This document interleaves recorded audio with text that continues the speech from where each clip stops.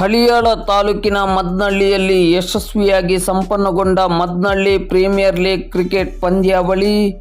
ಹಳಿಯಾಳ ತಾಲೂಕಿನ ಮದ್ನಳ್ಳಿಯಲ್ಲಿ ನಡೆದ ಮದ್ನಳ್ಳಿ premier league cricket ಪಂದ್ಯಾವಳಿ ಯಶಸ್ವಿಯಾಗಿ ಸಂಪನ್ನಗೊಂಡಿತು.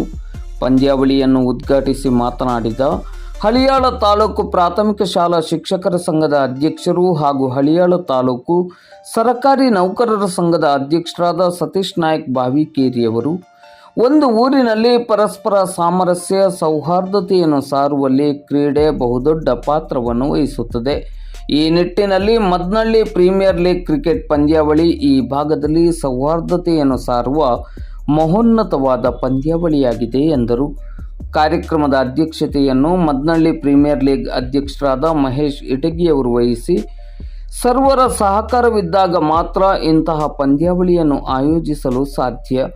ಜಾತಿ, ಮತ, ಧರ್ಮ ಎಂಬ ಭೇದವಿಲ್ಲದೆ ನಡೆಯುವ ಯಾವುದಾದರೂ ಕಾರ್ಯಕ್ರಮವಿದ್ದರೆ ಅದು ಕ್ರೀಡಾ ಕಾರ್ಯಕ್ರಮ ಎಂದು ಹೇಳಿ ಪಂದ್ಯಾವಳಿಯ ಯಶಸ್ಸಿಗೆ ಸಹಕರಿಸಿದ ಸರ್ವರಿಗೂ ಕೃತಜ್ಞತೆಗಳನ್ನು ಸಲ್ಲಿಸಿದರು.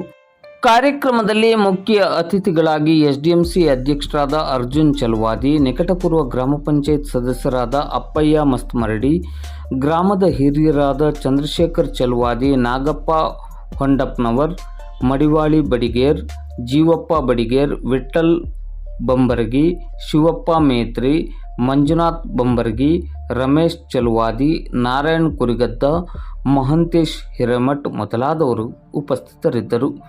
ಕಾರ್ಯಕ್ರಮದಲ್ಲಿ ಗ್ರಾಮಸ್ಥರು ಹಾಗೂ ಎಂಪಿಎಲ್ ತಂಡದ ಮಾಲಕರಾದ ಸಂತೋಷ್ ಸೋನಾರ್, ಪ್ರಶಾಂತ್ ಸೋನಾರ್, ಮಂಜುನಾಥ್ ಬೋರನಟ್ಟಿ, ಅರ್ಜುನ್ ಚಲವಾದಿ, ಫಕೀರ್ ಮಸ್ತಮರಡಿ, ಆನಂದ್ ಗಳಗಿ ಹಾಗೂ ಆಟಗಾರರು ಮತ್ತು ಕ್ರಿಕೆಟ್ ಅಭಿಮಾನಿಗಳು ಮತ್ತು ಸ್ಥಳೀಯ ಗ್ರಾಮಸ್ಥರು ಹೆಚ್ಚಿನ ಸಂಖ್ಯೆಯಲ್ಲಿ ಭಾಗವಹಿಸಿ ಕಾರ್ಯಕ್ರಮವನ್ನು ಅದ್ಧೂರಿಯಾಗಿ ನೆರವೇರಿಸಿಕೊಟ್ಟರು.